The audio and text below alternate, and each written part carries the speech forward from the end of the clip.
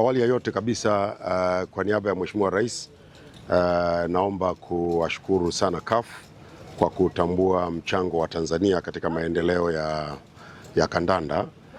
Wametoa tuzo hii sio kwamba wametoa ili mradi wametoa kwa sababu kuna kazi imefanywa na serikali, na ndio maana wanatambua jitihada zinazofanywa na Mheshimiwa Rais Dr. Samia Suluhu Hassan katika maendeleo ya kandanda, kuanzia kujenga miundombinu, programu za maendeleo ya michezo na mambo mengine mengi ambayo yanakuja, lakini zaidi kwa kuwa wenyeji wenye mafanikio katika mashindano ya CHAN na maandalizi mazuri yanayoendelea ya mashindano ya AFCON.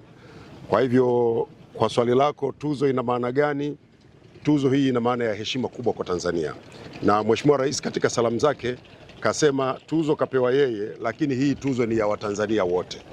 Kwa hiyo Watanzania wote kwa niaba ya Mheshimiwa Rais nawapongeza sana kwa kupata mafanikio makubwa kwenye michezo yanayotokana na namna ambavyo mnashirikiana na serikali katika kuhakikisha michezo inakuwa inasonga mbele na sasa tunaanza kutambulika kimataifa.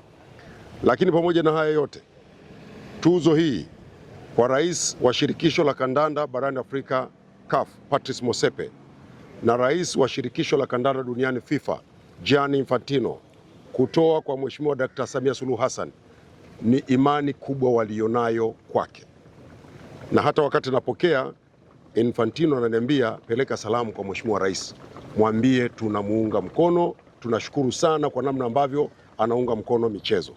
Na Patrice Motsepe wenyewe wote mmemsikia alivyosema.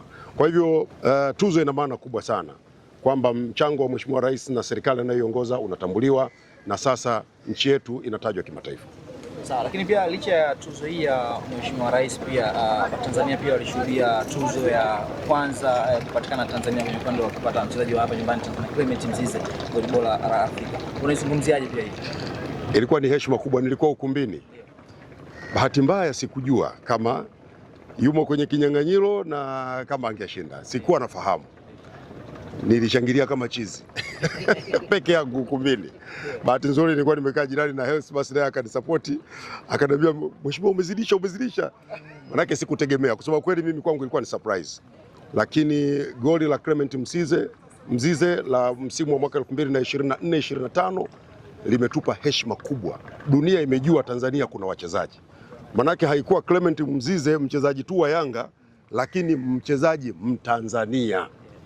Huo ni ujumbe mzito sana kwa dunia katika ulimwengu wa soka, na watu wasichukulie mzaha haya mambo. Mimi nimekutana na vigogo wa soka pale, matajiri kweli kweli. Kwa hivyo tunapofika mahali tuna fursa ambayo vijana wetu wanaweza kuonekana duniani, sio kitu kidogo.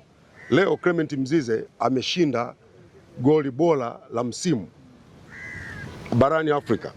Hebu fikiria vijana wangapi watavutiwa kucheza mpira, vijana wangapi watapenda wafikie kiwango chake, vijana wangapi wataanza kutengeneza ndoto ya kufikia kiwango cha Clement Mzize na zaidi.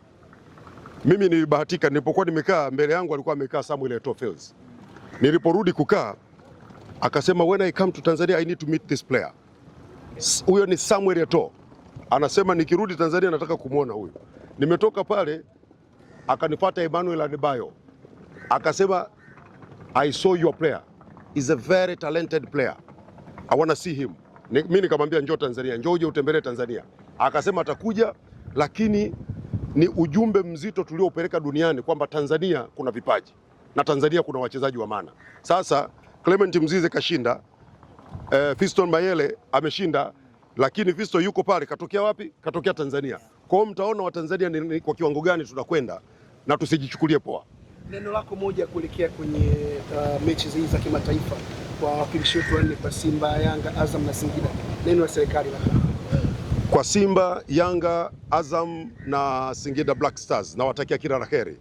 Tumefanya vizuri kwenye mechi zilizopita, tuna fursa ya kufanya vizuri kwenye mechi za weekend hii.